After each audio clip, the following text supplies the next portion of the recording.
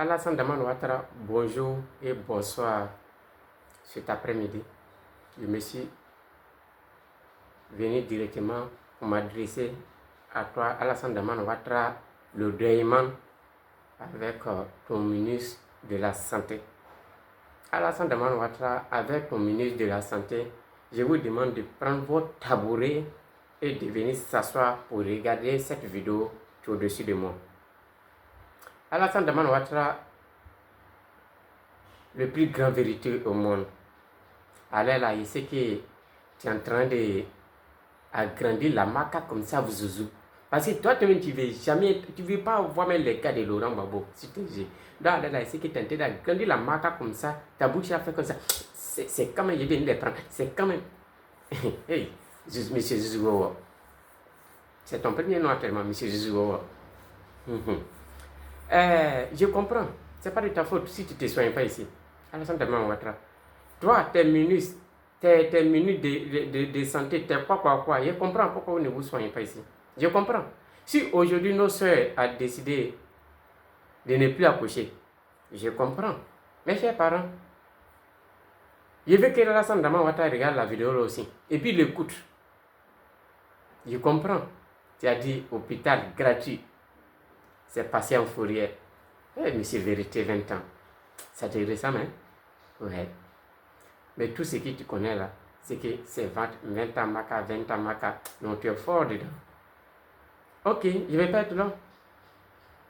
Comme tu as décidé de ne pas te soigner ici, et avec tes ministres, je comprends pourquoi vous ne prenez pas soin de nos parents. Pourquoi vous ne prenez pas soin de nos frères et sœurs. Je comprends. Hôpital gratuit, doyer.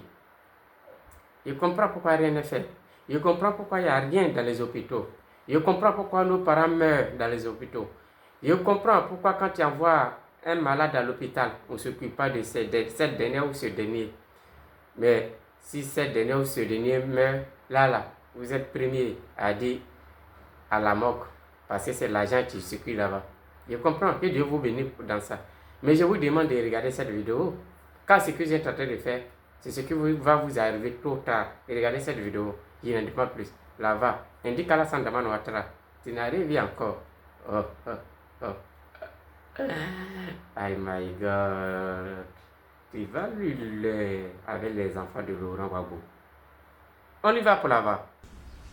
C'est dans la tristesse que je fais cette vidéo ce matin.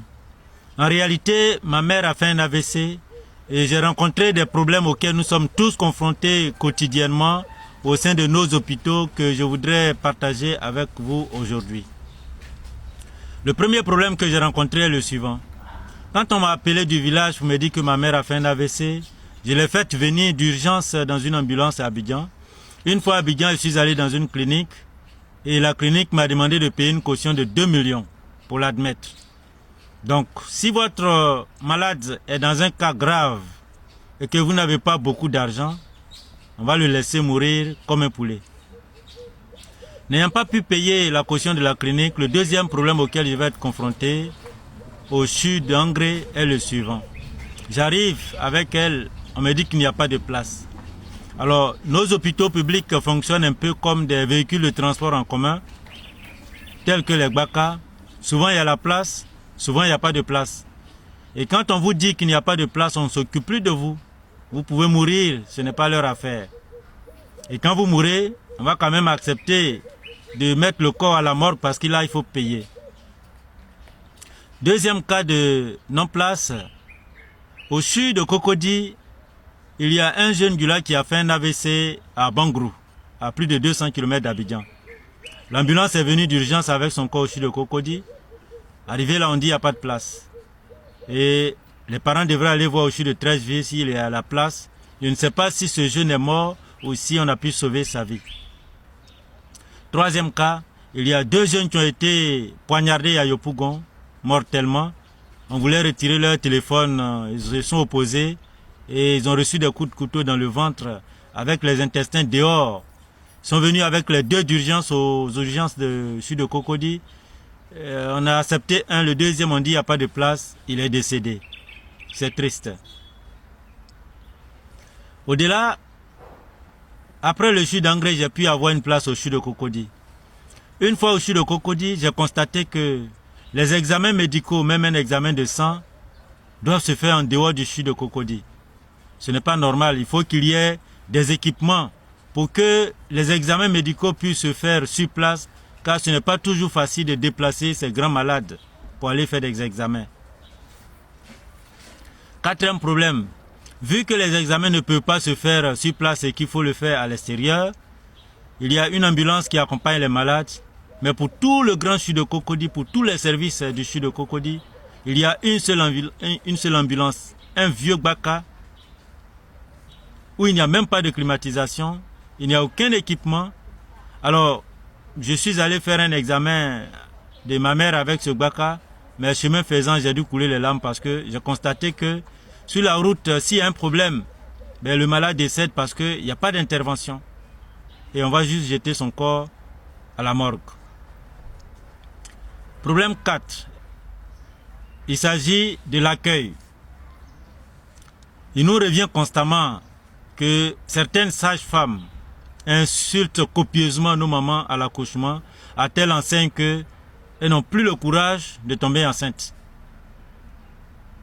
Aussi, dans le service au 10e étage, quand ma maman était sur un lit d'hôpital, dans ce service, les infirmiers essayaient de faire une perfusion et n'y arrivaient pas.